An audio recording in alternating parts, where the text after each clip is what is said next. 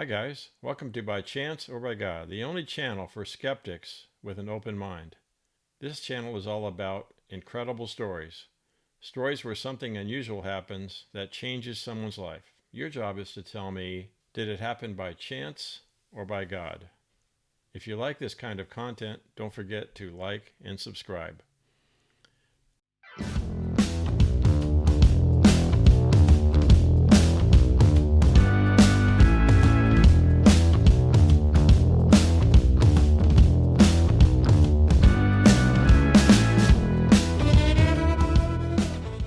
This is episode number 6, and it's all about Speedy Bueno. Yes, that is his real name. I first met Speedy in Silmar, California at the juvenile hall. I first heard his testimony in the chapel there. Before speaking in chapel, Speedy would typically walk around some in front so everyone could see how he walks. He walks with a limp, and you can see that his left arm hangs limply at his side. He wants everyone to see the reality of the injuries that he has to live with. In Speedy's words, here's the first part of his story. Ever since I was a young person, I found myself involved with gangs at a young age. It's funny because I wasn't tough and I wasn't crazy, but I was trying to be like my big brother who was tough and who was crazy. I grew up in an abusive household where my dad was really violent, and that drove me out into the street. And my brother was known for knocking guys out, and he had a good reputation in the neighborhood for being really violent and got a lot of respect. And I was always his little brother, and I wanted more than anything for people to call me Speedy because that was my name.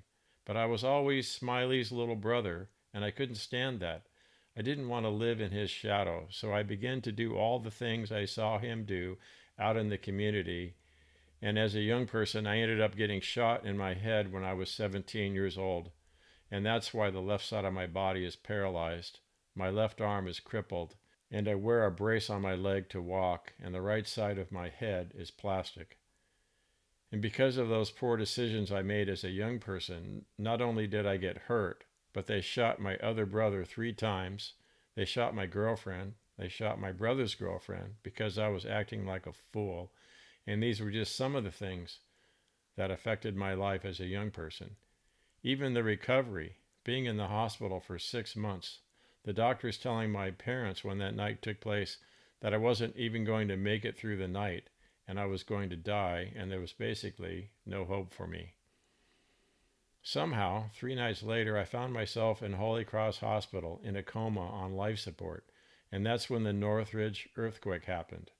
And it's funny because it sounds like a movie, because all the power in the hospital began shutting off and the machines that were keeping me alive shut off. By the grace of God, I continued to breathe on my own without the machines. When my parents got there, the doctors came in and they said, "You know what, your son is breathing on his own, but he's brain dead.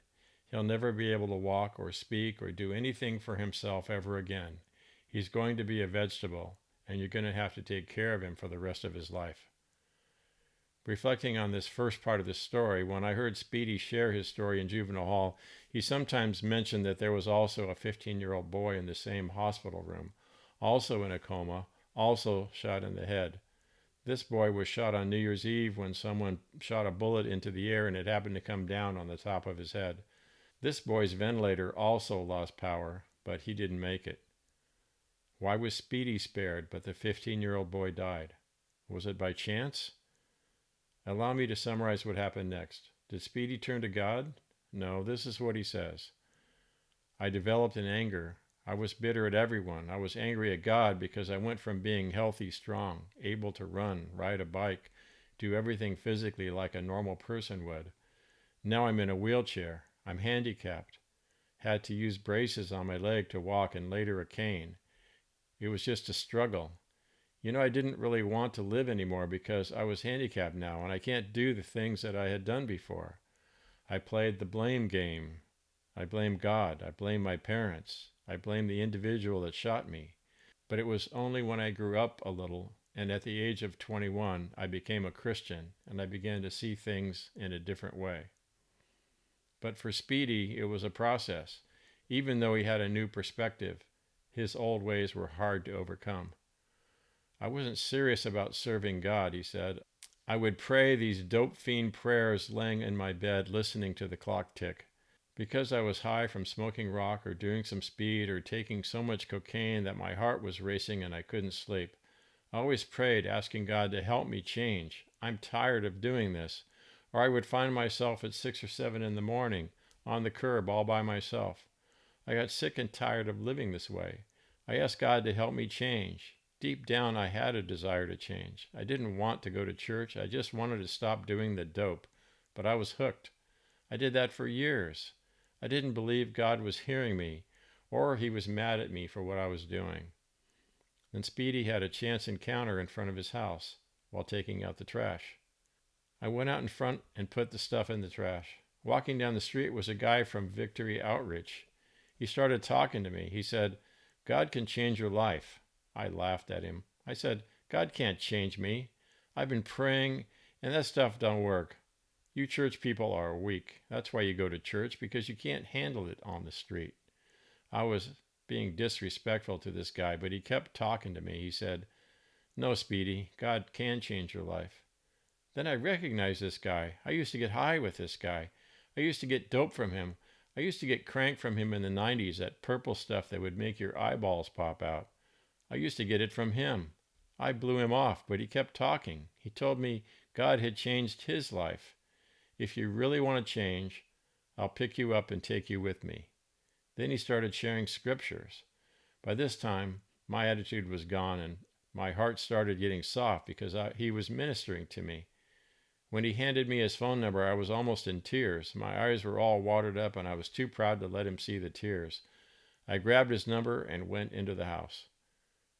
I ended up calling him that Sunday morning and he took me to Victory Outreach. And I think I was ready. My friend also invited me to the Sunday night service. I noticed there were a lot of nice-looking women there, so I agreed to go back that night.